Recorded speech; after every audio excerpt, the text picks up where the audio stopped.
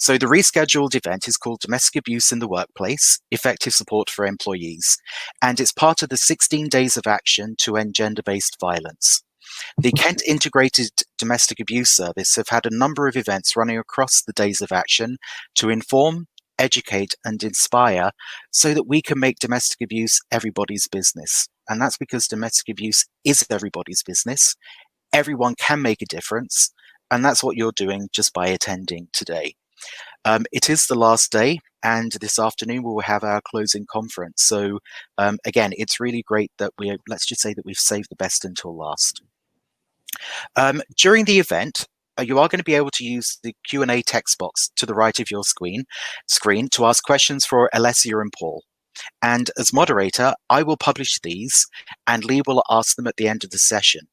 If you have some thoughts that come to mind during the presentation, just go ahead and pop in the question into the Q&A box. Alessia and Paul will be speaking for approximately 30 minutes, and then we're going to have about another 30 minutes for questions. You'll see on your email that the conference is scheduled for an hour and a half, and that's so that we save a little bit of time on the system so that if you ask more questions than can be dealt with within 30 minutes, it gives us an opportunity to get through all of those. If you like a question that you see written up on the screen and published, can you upvote it if that was something that you were planning on asking too? What that allows me to do is then prioritize the questions that have got the most interest. Also, if you'd like to post a follow-up on a question that has been asked and answered, could you please preface that question with the words follow-up? Again, it just makes it so much easier for us to manage this.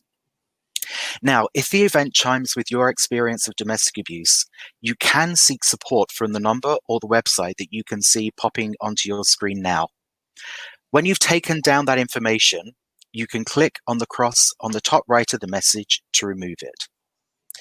Now, it's my absolute pleasure to introduce my Kaidos colleague, Lee Joyce, who is a locality business manager for the Clarion Housing Group. Thanks, David. So that leaves me with the wonderful job of introducing Alessia Bianco and Paul Quinlan. Alessia, although we can't see her at the moment, works for the domestic abuse charity Hestia, and she's the partnership manager for Hestia's Everyone's Business programme. And this is an initiative which works with employers across the UK to look at their response to domestic abuse and how they can support employees within their organisations. Alessia has been working passionately in the field of domestic abuse for over 10 years. She's a qualified independent domestic violence advisor, and she holds a degree in social work. And throughout her career, Alessia has worked in various domestic abuse organisations as an adverse services manager and as a domestic abuse training manager. She's got a vast amount of frontline experience working with both survivors and perpetrators of domestic abuse, and that includes in one-to-one and group work, both within statutory and non-statutory settings. Ernst & Young, now known as EY, is a professional services firm with approximately 15,000 employees in the UK. And Paul Quinlan started his career in HR in the NHS and then worked at Anderson before joining EY in 2003. He has responsibility for EY's mental health and wellbeing programme, which is called Health EY. And that won EY the award for Mental Health First Aid Workplace Champion in 2015 and Employee Benefits Best Mental Health Resilience Strategy in 2016. And back in 2018, EY engaged with the Everyone's Business programme, and under the banner Domestic Abuse Can Happen to Anyone, Help is Closer Than You Think, EY launched a domestic abuse guide, special paid leave and awareness training for key stakeholders. And in January 2020, EY was one of 5 organisations who became the first ever recipients of the Everyone's Business Award from Hestia, which recognises employers' efforts in supporting their employees who may be experiencing domestic abuse. In April this year, EY started an independent domestic violence advocate service to provide specialist support for their people. And this service provides confidential, practical and impartial advice on issues relating to both domestic abuse, child matters, safety, housing, legal options, and various other things, such as information on the criminal justice system. So Alessia and Paul are here today to talk to us about Hestia's Everyone's Business programme and how, by taking a positive and proactive approach to DA in the workplace, we can make such a difference to individual employees and the wider business. So as they say, without further ado, I'll hand you over to Alessia and Paul.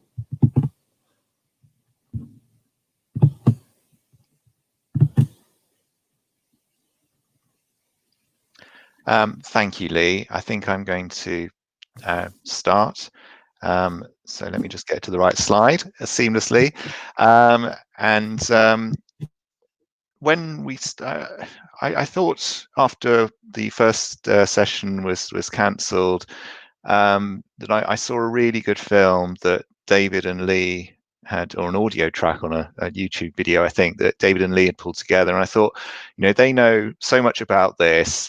Why have they asked me to come along? Why did Alessia ask me to come along? So I really want to make this about my and my firm's sort of progress and how we got started, because I think the hardest thing was just back in 2018 was thinking about where do we go and what do we do. And as I'll come to, engaging with the Everyone's Business program was just such a shot in the arm in terms of finding out you're worried about what you know and what you don't know, and it really helped give us some reassurance that we were on the right track with certain things, and other things could be adjusted and taken forward.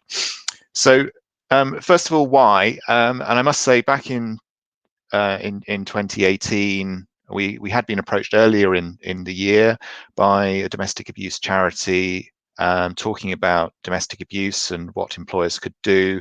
There were all sorts of priorities that every employer has, and it was, well, why this one? And I think we thought, we want to provide support, but why is this higher up the list or equal on the list with mental health or other things we were trying to do? And I think it was really, and I've heard this so often from employers who've been through the same journey. It was really the numbers of people that were affected, and on the screen now, just some numbers that we ran through based on our workforce of 15,000 people, roughly 50-50 split between men and women. There are various sites where you could run your own numbers through to get your own figures. But knowing that it was likely that we had a significant percentage of our workforce that had been affected by abuse in their adult lifetime or had been affected in the last 12 months, that really made me sit up and take notice. And I must say, I thought, well, is this just yet another, we've got a big problem here?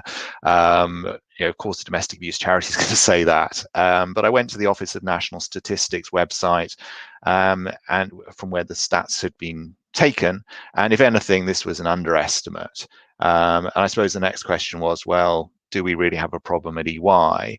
And I think we quickly came to the conclusion that why should we be any different?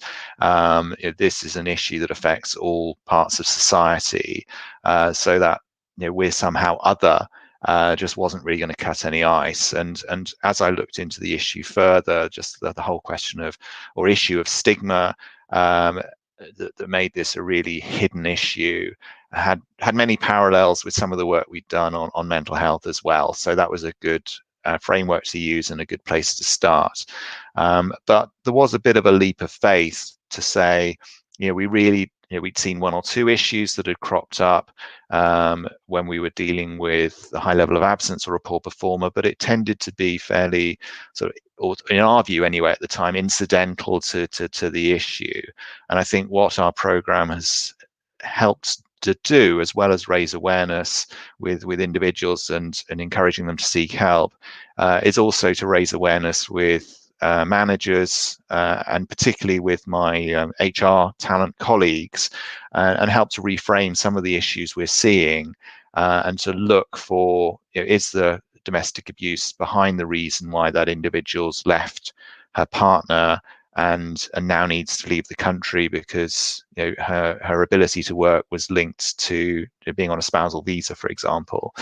So it really has helped identify some issues that in the past that issue would have been seen very much as someone needs to leave the country because they need a new visa. Right, okay, how do we sort that out? The reasons why they need to leave the country for a new visa probably would have been might have been mentioned in passing, but wouldn't have been core to how we would have looked at it. So I hope you can see this, but I think we're going to be providing a recording on the slides afterwards. But really, some of the steps that we went through, and I'm not going to go through all of these points, but really, what were the initial steps that we had to take? And I must say, the key one for us, because I remember being in a doctor's surgery waiting for my girlfriend and finding a leaflet on domestic abuse. I remember Googling the subject and finding some information, but it was really when an old colleague of mine got in, who I saw posting information about domestic abuse, came and talked to me and told me about the UK Says No More programme, and they put me in touch with Everyone's Business, that things really started to move forward, and we were really talking to people who understood what we could do and could look at the rather poor efforts I'd made in pulling together a guide of support, and in a constructive way could give me feedback about where we needed to strengthen that. And one key point was splitting the information into two parts, and not trying to overwhelm someone who might be thinking about disclosing they were enduring abuse with some of the detail that I was keen to get across. One of the key things we were able to do was agree that we would extend our special leave to cover domestic abuse. Our special leave policy covers time off for family emergencies, compassionate leave, time for fertility treatment, a range of other reasons people might want time off. So it was fairly easy to say, and we give up to 1 week with pay for those reasons. And it was fairly easy to say to my boss, I'd like to extend this as our sort of headline to get attention on this, that we'll extend paid leave to cover domestic abuse as well. And that was agreed quite quickly. The request from the charities was, could you look at doing 2 weeks? And I think as we've now seen how the programs worked, that's something we're actively considering. But I think just to get some headline out there, and I was really pleased with this, but I soon realized that actually the last place someone might want to be is off work if they're enduring domestic abuse. So while it got us some headlines internally, what I found from dealing with the Everyone's Business program was some of the other support we could offer was actually much more valuable to some of the cases that we saw. But I'd just pick out a couple of areas, as well as Everyone's Business, would be joining the Employers Initiative on Domestic Abuse was really a useful step to take in terms of getting access to other organizations' knowledge and information. And in fact, I discovered EY was already a member. And when I tried to join, they said, you do realize you're already a member of this organization. And being 15,000 strong, we found out who had joined us, and what they were actually doing with that membership wasn't quite clear. But we were able to rectify that.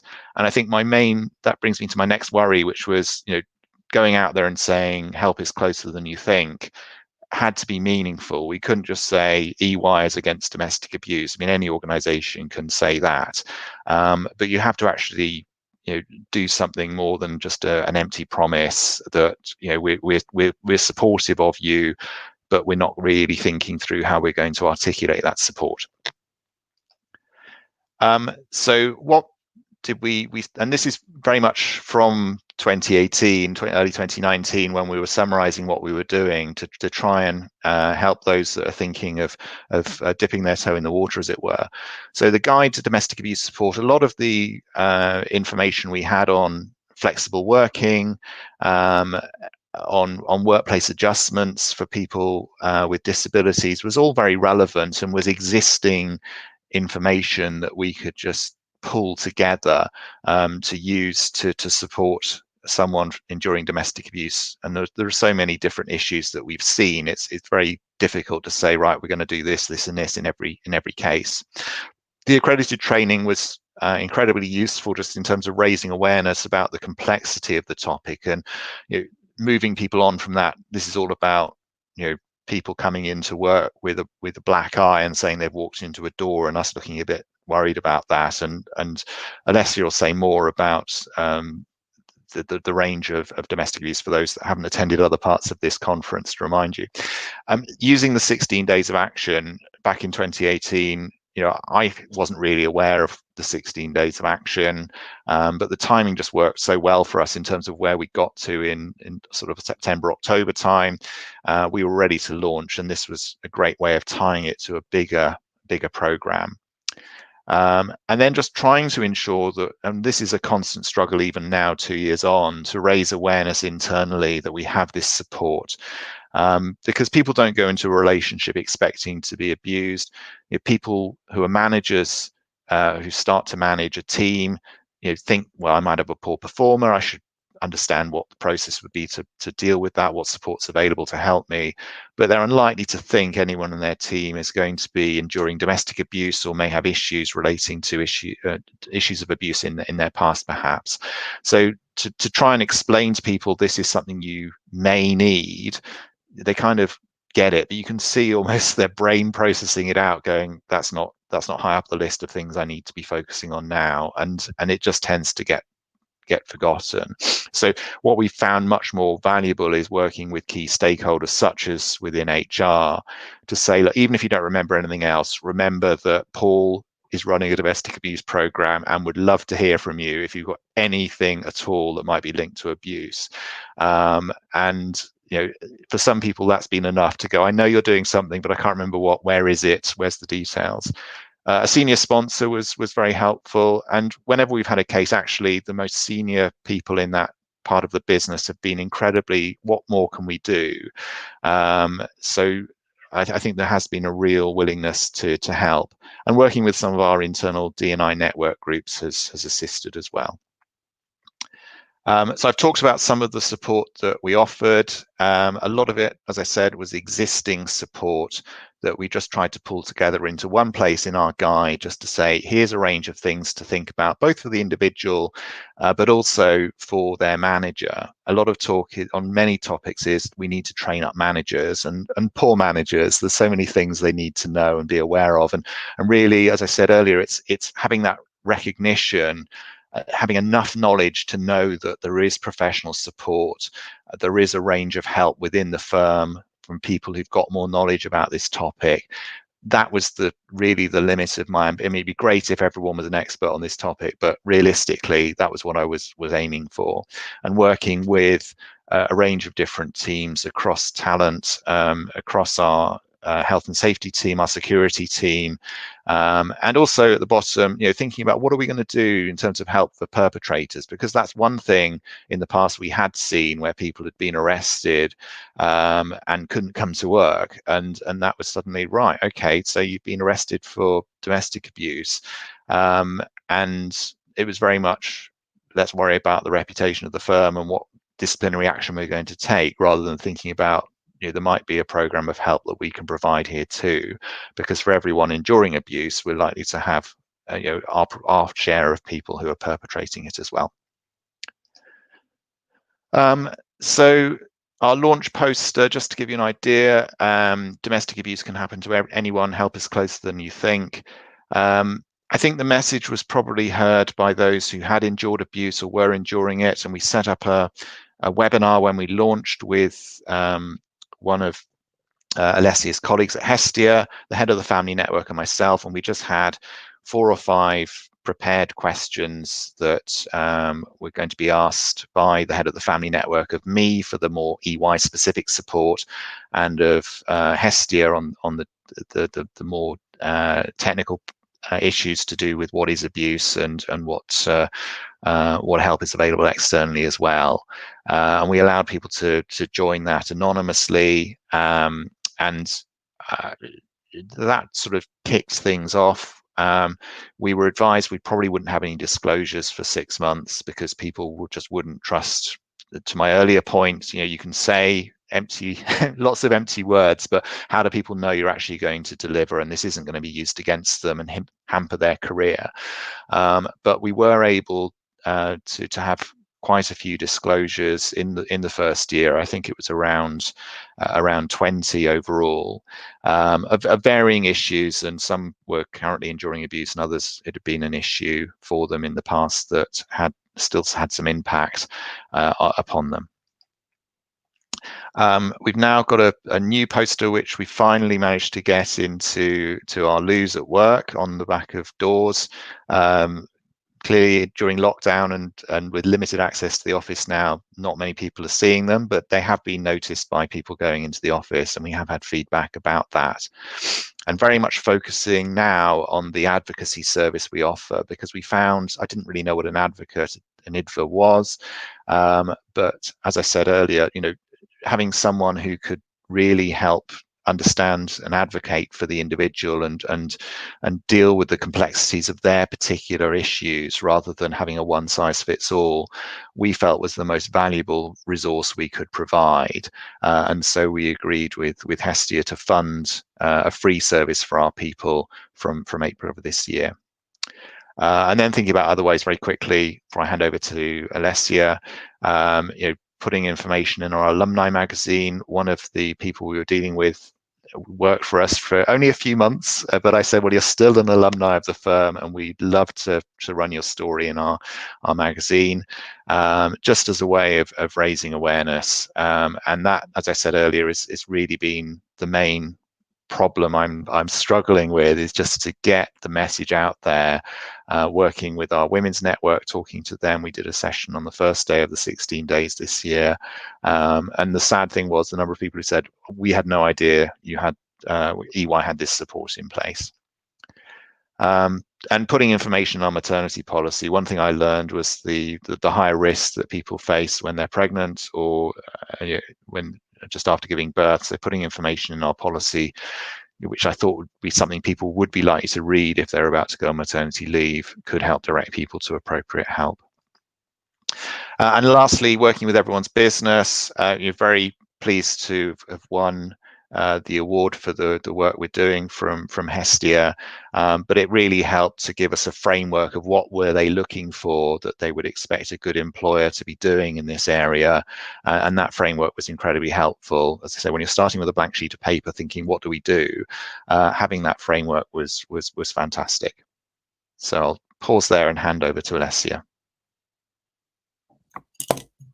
Oh, thank you so much, Paul. That was really, really interesting, as always. Hopefully people can hear me. Yes, they can. Good.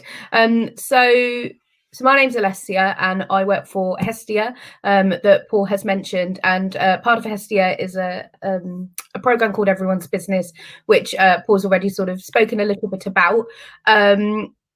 And so what I kind of want to talk to you all about today is a little bit around domestic abuse, but specifically how sort of we can support employers on how they can support employees who might be enduring domestic abuse, witnessing domestic abuse, or, as Paul mentioned already, indeed perpetrating domestic abuse. So I'm not going to go through kind of the whole nuance of what domestic abuse is, because I know that we're coming up to the end of the 16 days, and I'm sure that many of you have already attended some of the wonderful webinars already with Kaidas. But I guess just a couple of points that I did want to make. So the first one is that domestic abuse, as I'm sure many of you I've already been speaking about, can happen to anyone. It doesn't discriminate kind of in any way. It doesn't matter if you're in work or you're not, your socioeconomic status, ethnicity, gender, sexuality, etc. That having been said, and we can sort of see some of this in one of the slides that Paul presented earlier, we do know that there is a disproportionality among certain sectors and sections of society. So, for example, if you have a disability, then you're 3 times more likely to endure domestic abuse than non-disabled people. And one of the slides we saw from Paul was talking about sort of the disproportionality of domestic abuse between men and women. So currently, around 1.2 million women endure domestic abuse in the UK each year, and around 700,000 men. So it roughly is 1 in 4 women and 1 in 6 men. So just kind of us bearing that in mind, but the overall message is that it can happen to absolutely anyone. And to reiterate Paul's point that if anyone can be a victim survivor of domestic abuse, and we will have in every organisation victim survivors either currently enduring or having their own previous lived experience, it is very likely that we're going to be having people who are choosing to be abusive in their behaviour, because a lot of people who are abusive also are in work. So we know that 40% of people who endure domestic abuse at the time have a job within that kind of experience, and that over 40% of people who choose to perpetrate also have a job. And it's very unlikely that if a perpetrator is being abusive, that they're going to stop that abuse in those 8 or 10 hours of their working day. It's very likely that they're going to be finding other ways to continue their abuse, regardless of whether or not they work for the same organisation as the person or persons that they're choosing to be abusive to. The other thing I would mention is that often when we talk about domestic abuse, we're often thinking about intimate partner relationships. So kind of boyfriends, girlfriends, wives, husbands, etc. And that's definitely a huge proportion of kind of the experience of people enduring domestic abuse, but it's not the totality. So thinking about child to parent violence, for example, so an adult child being abusive to their parent, or sort of a sister being abusive to their brother, nieces, nephews, etc. And sometimes indeed whole communities can partake in that. So just kind of bearing that in mind, because there might be different barriers around sort of stigma and shame and disclosure. So particularly in child to parent violence, for example, there can be an additional barrier, potentially of shame or of fear of repercussions, that if someone says my adult child is being abusive, they might not kind of want a whole host of things to happen. And the other thing is that it also includes female genital mutilation, so-called honour-based violence, and forced marriage. So just a little bit around kind of what some of the types of domestic abuse are that we might see both within and outside of the workplace. Paul's already mentioned really eloquently, I think, this kind of notion of us wanting to step away from the kind of only talking about physical violence and physical abuse. So physical violence and abuse definitely is part of a lot of people's experience, but again, it's not the totality. We need to move away from it's just bruises and black eyes and those sorts of things. In actuality, 60% of perpetrators who are physically abusive choose to be physically abusive between the shoulders and the knees, and that will often be because they are trying to mask what's happening. And it demystifies the notion that perpetrators are not in control of their own actions, which is something we often hear from perpetrators or people who choose to abuse of the red mist came over me, I had no control, where actually we can see that often they are kind of masters and mistresses of control. In the same way, kind of sexual abuse, that's not necessarily everyone's experience, but what I would say is that someone doesn't need to experience physical or sexual violence and abuse to be experiencing domestic abuse, but often the threat of that will still be there. In terms of psychological and emotional abuse, so that's often, as I'm sure some of you know, the degradation of someone over a period of time. One of the things that we've seen kind of happen more is gaslighting. So that's where a perpetrator, chooses to make that person they're being abusive to feel like they're losing their mind. So that might be someone who has a physical injury or a bruise, for example, and the perpetrator saying, but I don't know how you got that. That wasn't me. Or you must have done that to yourself.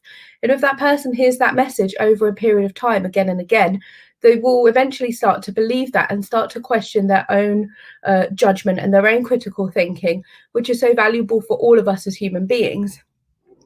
That can feed into coercive and controlling behaviour. So some of you will know that currently we don't have a legal definition of domestic abuse. We have a cross-government definition from 2013, which speaks to a lot of these points here. But we are having a domestic abuse bill currently, which is going through Parliament, and we're hoping that it will reach its second reading at the House of Lords early next year. But coercive and controlling behaviour is a criminal offence. So that is currently defined in law via the Serious Crime Act of 2015. And the next slide will just kind of talk a little bit more about that. In terms of economical and financial abuse, so this is something we've seen, again, an increase of, and there's a wonderful organisation called Surviving Economic Abuse. I'm sure many of you have heard of. If you haven't, then go check it out, because they've got lots of wonderful and really kind of important, interesting resources for people to have a look at. And what they often say is making the really distinction between economic and financial abuse. So in terms of financial abuse, that might be a perpetrator not allowing that person to have access to money. It might be controlling where their wage, which bank account their wage goes in, whether it's a joint bank account or a bank account they don't have any reasonable access to. It might be denying them sort of the transport they need to be able to go to work. And eventually, over a period of time, as Paul mentioned, that might lead to a disciplinary procedure. It might lead to the loss of their job, etc. But also economic abuse. So that might be anything, actually, that a perpetrator might use money for. So it could be that someone works in an organisation where there's a particular dress code, and that perpetrator doesn't allow that person to go and buy and purchase the clothes that they might need for the workplace. And again, that might fall short of kind of expectations within the workplace, and there might be repercussions. Just as an example. One of the other things we've seen an increase in from the kind of virus and pandemic is the increase in digital abuse. With more and more people working from home, it is arguably easier for perpetrators to send malicious communication via email or other devices, either to that person's place of work or their work colleagues. And we've also seen an increase in artificial intelligence being used, like Alexa. Stalking and harassment, so that kind of can be part and parcel, particularly when someone leaves an abusive relationship. So often when someone leaves, that's often the riskiest time for them of significant harm or homicide. And that will often be because the perpetrator will choose that actually you don't get to decide when you leave or when you don't. I'm in control of that. And so they might increase their abusive behaviours. And part of that will also be isolation. So it might be perpetrator physically moving that person so that they lose their job. It might be that they start to kind of isolate them from their friends, family, work colleagues in lots of different ways.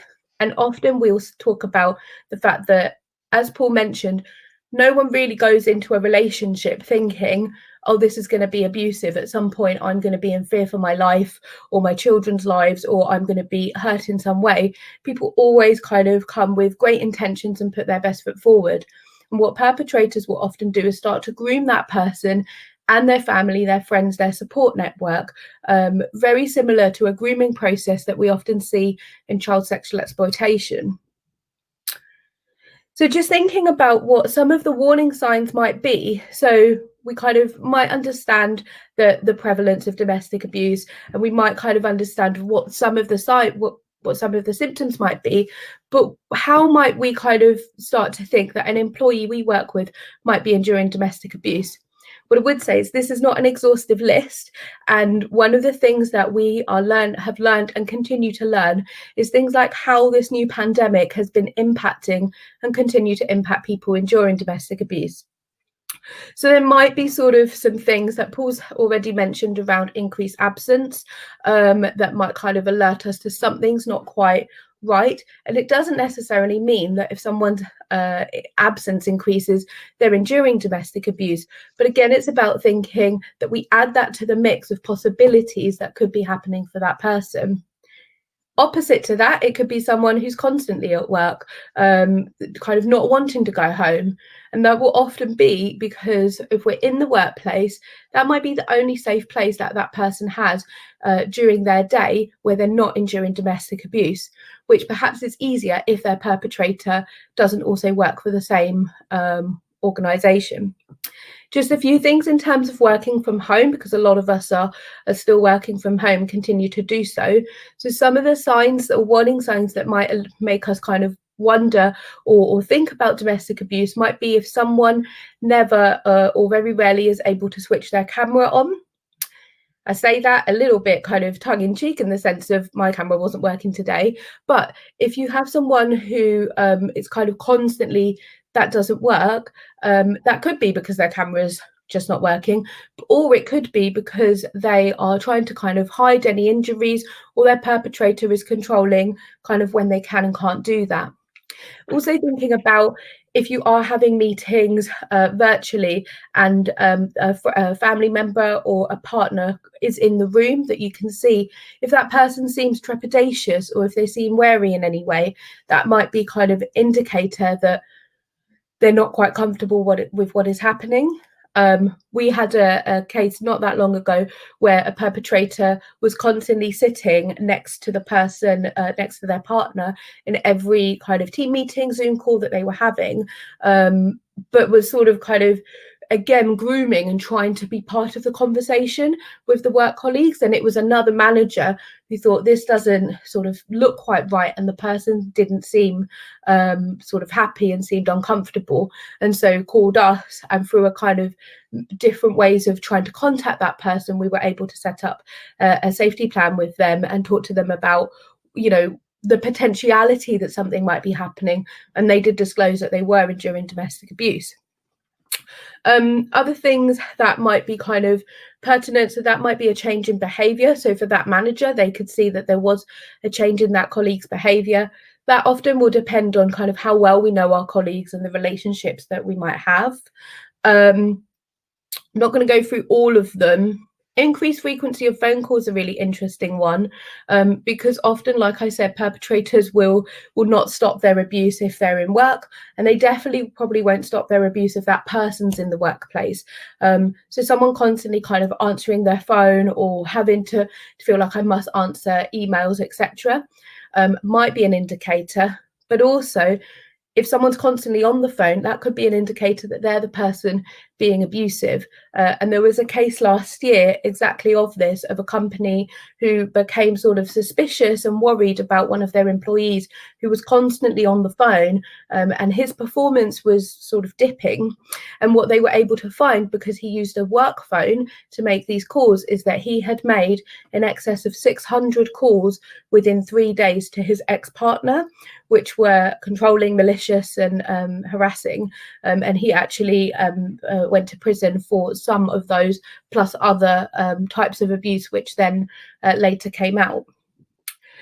Just around substance misuse, because I've put it there. So that could be someone, a perpetrator, forcing that person to take substances, whether that's drugs or alcohol, or importantly, it could be the person enduring using substances as a way of managing their situation. And again, it's important for us to think about what the underlying root cause of those things are. So it might be that they have an addiction and they need support around that, but it might be that they're managing their situation. What really they need support around is the domestic abuse that they're enduring or have endured, and thinking about the long-term impact on people's mental health if they have experienced domestic abuse. And that's where something like, as Paul said, an independent domestic violence advisor can come in and be that kind of conduit of support between the organisation and the person enduring or who has endured domestic abuse. So just a kind of section around what does, why are we kind of talking so passionately about domestic abuse in the workplace? If someone is enduring domestic abuse, like I said, often the workplace might be the only safe place, and it has a whole host of other benefits for most of us. Some of you might not enjoy your jobs, but pretty much all of us get a sense of fulfillment and pride of being able to get up in the morning, go to work, or go into your living room now and work and provide financially for yourself, for your family. And that being taken away can drastically impact anybody's mental health, let alone if someone's also enduring domestic abuse.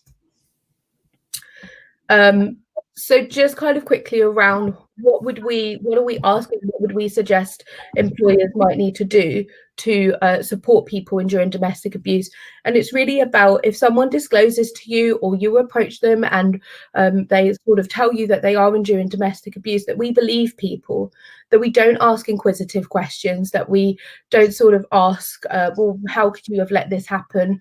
which sounds kind of quite draconian, but people do say that, and that we sort of offer then an appropriate response, which isn't about, as Paul said, making people domestic abuse experts or specialists, but is about looking, or we have a policy, we can look at that together, or we have kind of other things that we can put in place, whether that's special leave, whether that's kind of flexible working, whatever it is, which often will be talked about in a policy, and then referring and signposting onto specialist services, and thinking about how you can continue to have the conversation of domestic abuse across all parts of the organisation. So when people start in the business and organisation, from induction, in the same way we might say, oh, we have a fire risk assessment, oh, just to let you know, we have a domestic abuse policy to support our employees.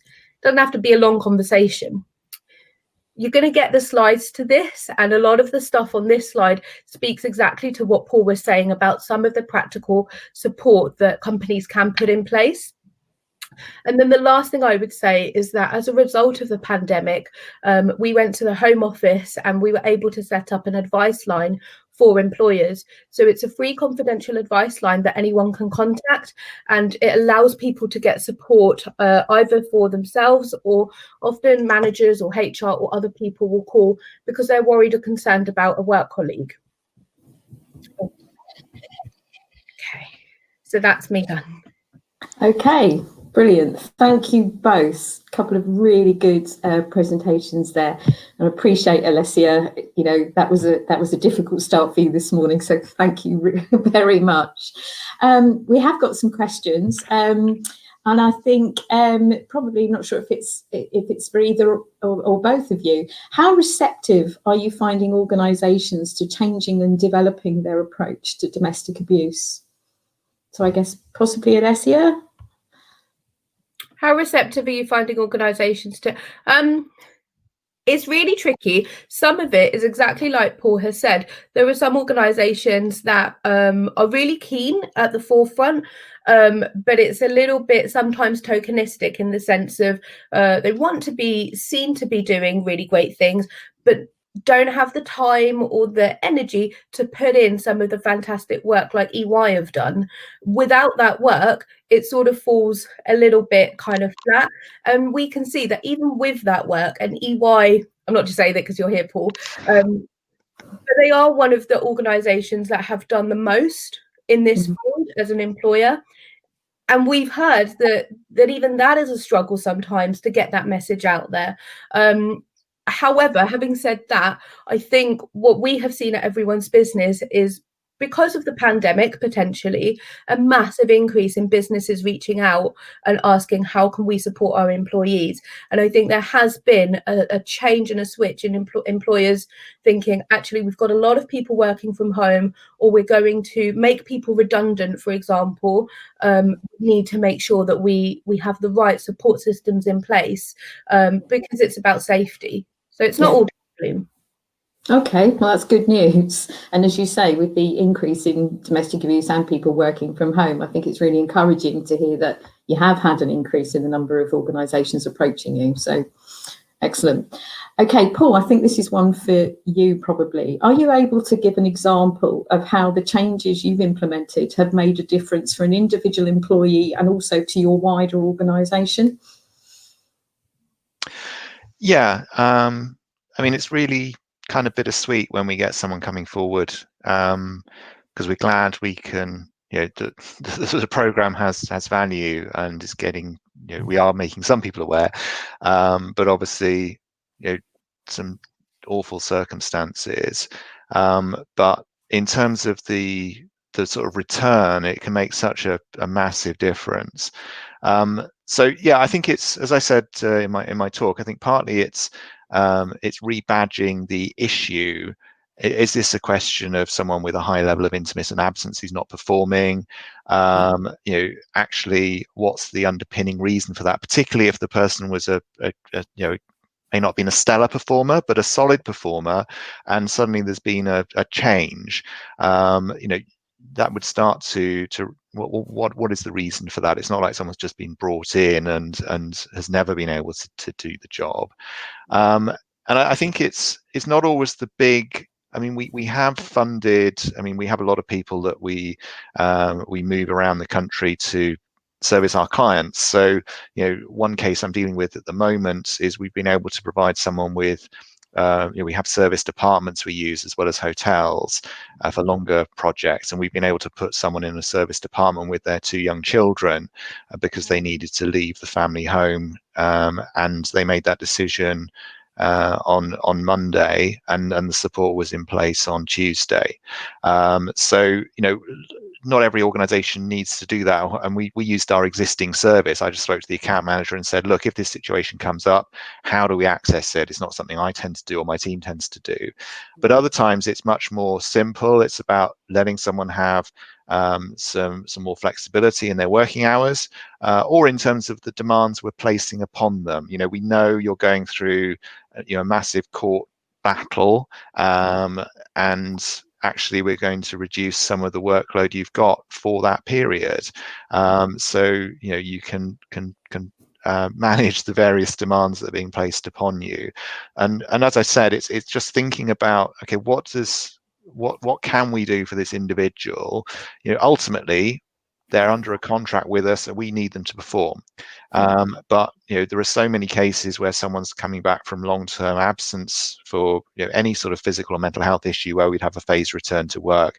And I think there are lots of parallels with the support we would put in place there, that we probably don't always think about for domestic abuse, because it's kind of a new topic, and there's kind of that, oh, what should I say, and the worry about saying the wrong thing, and that that does make it quite difficult. But I think a lot of the time it's actually quite simple. Just being supportive and referring to professional expertise such as Alessia is all that's needed. And our IDVA will quite often say, can you do X? Can you do Y? And we'll take that away. Yeah, and I think it's important, isn't it? Hearing you talk is actually about working with the individual, having if you like, almost a menu of options that might work for that individual and keep them safe, and actually doing that together with them, I think, is the really important thing. Yeah. Yeah. Okay, thank you. We've got another one for you, Paul. When you arrived at Ernst & Young, I'm not sure when that was, but 2003. Yeah, 2003. I think you did touch on it a little bit in your presentation around the culture around domestic abuse when you were first there, and what sort of things did you do to build a business case for change with your organisation? Well, I mean, yes, and I will say, when we launched our mental health, health and mental health strategy, we relaunched our program in 2014, and we signed up to some government pledges at the time, public health responsibility deal, I think they were called, and there were 7 pledges an employer could make, and we made 6 of the pledges, and the one we didn't make was on domestic abuse, because we just didn't think, well, it's domestic, what can an employer do? We were very much in that mindset that I think everyone's business and Hestia have done so much to address. So I'll put my hand up and say, we just weren't there back in 2014 at all. It was very much, mental health is the big issue we can see, and we want to give that equal weight to physical health. So I think there was a case of absence and poor performance in 2018 that we were struggling to manage, and we could definitely see domestic abuse was underpinning that. But we felt, again, what can we do to help that individual? I mean, they were certainly being economically abused. They didn't have enough money to pay for their train ticket into work, so we found a way to fund that. But it was really frustrating that we just didn't understand the issue well enough, and we were trying to do the right thing. The business were much more supportive than HR were wanting to be, actually, but I think that was along with the talk with the charities and my contacts who were doing more work in this space was really eye-opening, because I think most employers want to do more. It's just what should we be doing, and again, how much time do you devote to this? What is going to be the return, versus doing something else in another area? So it was a bit of a leap of faith, and I think the fact I have been here since 2003 did give me some, I suppose, some weight of, I'd been around for a long time. I said we're going to give this a try. And it wasn't like I just joined and I was suddenly beating a drum for some weird cause that people just couldn't think what on earth we were focusing on that for. So it's worked in terms of we have seen some cases coming forward. It's not worked in terms of we know there are a lot more out there and there's more to do. But I think those were probably the main things that got us started. Brilliant, thank you. Alessia, Nicole asks, can any employee and or organisation use the contact information that you gave out? Yeah, that's a good question, but the answer is yes. So any employee, any company, and it can be confidential. So some employers, they might call, or employees, and not disclose kind of where they're calling from. That's fine. That gets a bit trickier with the email address, because obviously there's an email attached to that. And I forgot to say it's Monday to Friday, 9 to 5. But if people leave a message or a voicemail, then we will get back to them. And at the end of this webinar, it's actually me on the advice line. So if anyone kind of feels that they do have questions or they want to talk anything through and don't want to ask kind of in the Q&A section, do feel free to call me just after 11. Brilliant, thank you. Okay, another question. Do you think that an employer has discharged their duty of responsibility to their staff around DA by commissioning an external organisation to provide support via an employee assistance programme? Do you believe that policies, procedures, processes, education, posters, etc. are necessary if an EAP is in place? That's quite a meaty question. I don't know which one of you wants to take that one first off. Yeah, I'll have a go. Yeah, I mean, I would say that a lot of organizations will have an employee assistance program, and that's great. It can be quite general in terms of the support it provides because it's covering such a range of topics. But there is, I would say, wide recognition. All organizations vary in size, but I'd say anyone joining my organization from most medium or large employers will have an employee assistance program, so they'll look for that. They may not know where the number is, but they'll expect to find it. Whereas with domestic abuse support, they may not even look, because why would an employer be providing an area of support? So that's a real positive. So linking up, when we renewed our contract with our employee assistance program from the start of this calendar year. So last year I was in a room with lots of providers and I was saying, so tell me what you do on domestic abuse. You can tell me all you like about mental health. I know those are the questions everyone will ask, but I was a bit politer for once. But I wanted to really, one, find out, but I also wanted to signal that as a large employer, we were really interested in what they could do for us on this topic. My colleague in our reward team, who's just put some financial well-being support in place with some financial coaching services, we've actually worked with them and said, look, what do you know about economic abuse? And we've linked them up with surviving economic abuse, and they want to go on that training to find out more about it. So if someone presents to them, that they can at least recognize the issue and guide them to more help. So I think in answer to the question, no, I don't think an EAP is enough. I think sometimes it's difficult to get airtime for domestic abuse as opposed to what we're doing on gender or race, and clearly there are overlaps with these topics as well, and mental health too. So yeah, I do think a well thought out program will think about what are we going to do more on the 16 days or other times of the year to try and ensure awareness is growing and is out there. Brilliant. So I'd say, just to add to that, I completely agree with everything Paul said. From my kind of experience and perspective, EAP programs are fantastic, but they're generic. So people can contact them about a whole host of things. And what people often won't do is think, this is something I can contact my EAP provider about regarding domestic abuse. And even though a lot of organizations will make it clear what the confidentiality parameters are, I still hear people saying, well, I didn't want to contact my EAP because of a worry and a fear that somehow that will go back to my employer. And to Paul's point right at the beginning, that will have a detrimental impact. And even if you have an EAP, I do think to that second part of the question, do you believe policies, processes, posters, etc. are necessary? Yeah, I do, because again, it sort of highlights that domestic abuse is important and we will support you. And there are times where we hear from people who are in employment who are enduring domestic abuse, and they will look on their intranet site, on their work websites to see, is there anything around domestic abuse? And if they put domestic abuse in the search engine and they don't find anything, no policy, no support, no poster, the overall message is there isn't anything that my work can do to support me. Yeah, definitely. And I think just touching on what you said, Paul, as well, about, you know, talking to the external provider about what they can provide, I think it's also really important that what they provide is safe, you know, so they have a good understanding of the safety issues around advising employees. So, yeah, okay, thank you.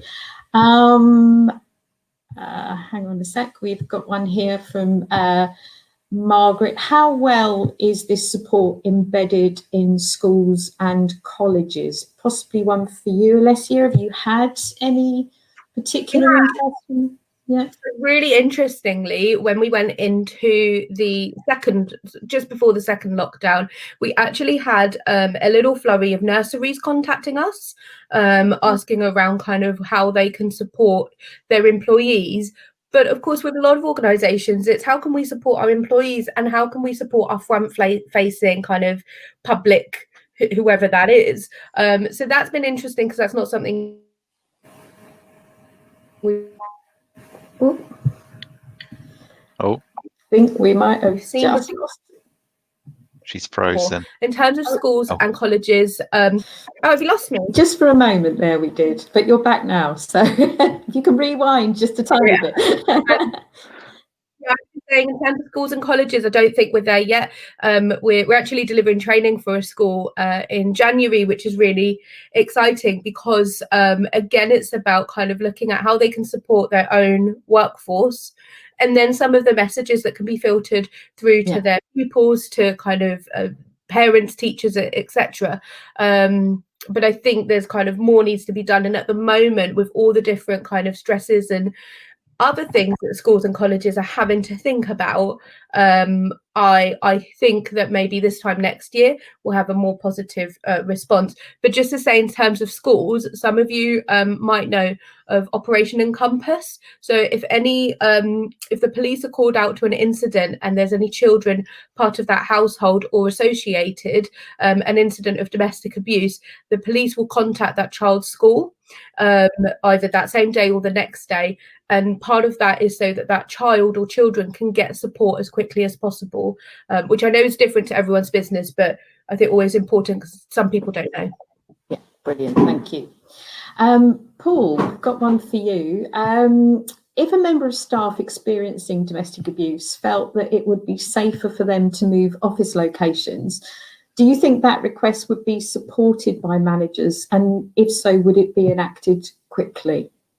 What's the feeling from I mean, I think even before we had a specific example before lockdown, and I think post lockdown, I mean, there's a whole webinar on the future of work and where people are based. We won't go into today, but yeah, we were able to move someone from London to Birmingham, away from their now for ex-partner and back closer to their family.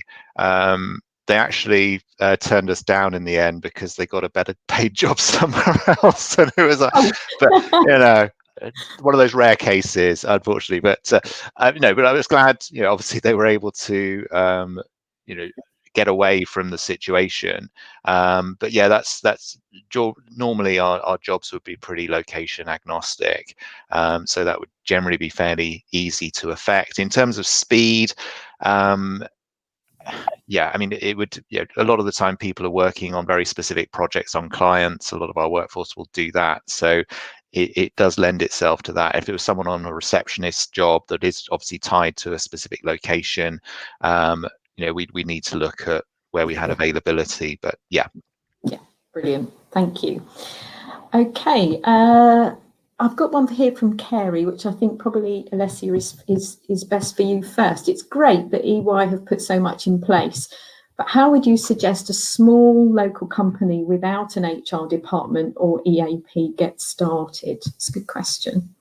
It is a good question.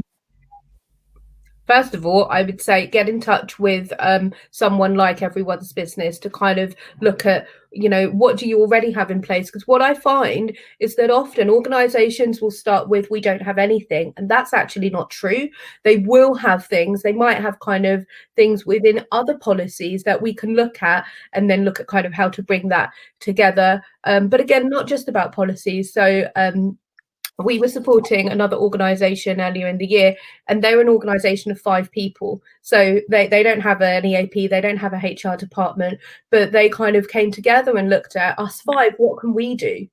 And part of that was for themselves, their kind of team, but part of that was kind of also the message that it gives for every organisation that makes a stand and says we support people enduring domestic abuse.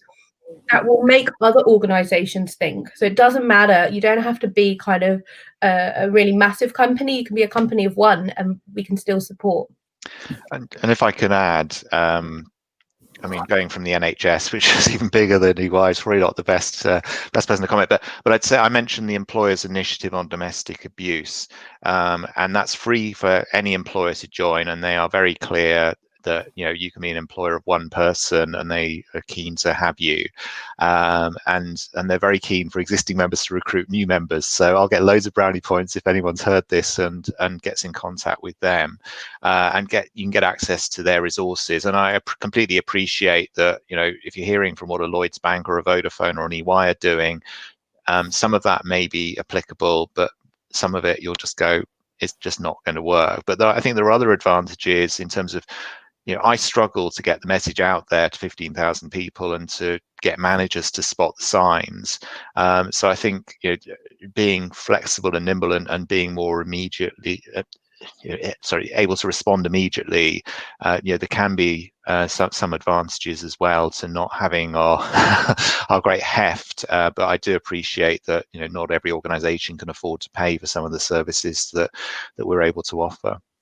Brilliant, thank you. And I can see that Alessia, you've put up some information. Sarah and David have both put up some information as well. So and I just have to say, I think I might have mistyped the advice line email address because someone's just said that. So I'm just going to retype it in. Okay, fantastic. Right, that seems to be the end of our questions. So thank you both so much. That was really fantastic. And I think, you know, we'll all be leaving here with quite a lot to think about. And thanks also to everyone who asked a question. It really enabled us to have some rich conversations. So just a reminder that the recording of this webinar will be made available shortly. And if you enjoyed this event, I know it's our last webinar per se, but there is still time to register for the closing event this afternoon, and there's going to be some really good information and a really good speaker there as well. So your conference journey doesn't need to end here. If you go to www.everybodiesbusiness.org, you can still register. And we can also keep this conversation going, and we need to keep this conversation going. So use the hashtag DA Everybody's Business and hashtag #NoCSpeakOut. And finally, if the talk today has raised anything with you personally and you'd like to find out more about services that are available, you can visit www.domesticabuseservices.org.uk, where you can find out more about your local services and how to link into those. And yet there's the number on the screen as well. So it just leaves me really to say thank you again to everybody who has come to our second attempt at this webinar. Thank you for bearing with us, and also thank you to Paul and to Alessia. I hope, Alessia, the IT wasn't too scary this morning, and I think it's fair to say we've made it through to the end. So thanks everybody, and cheerio.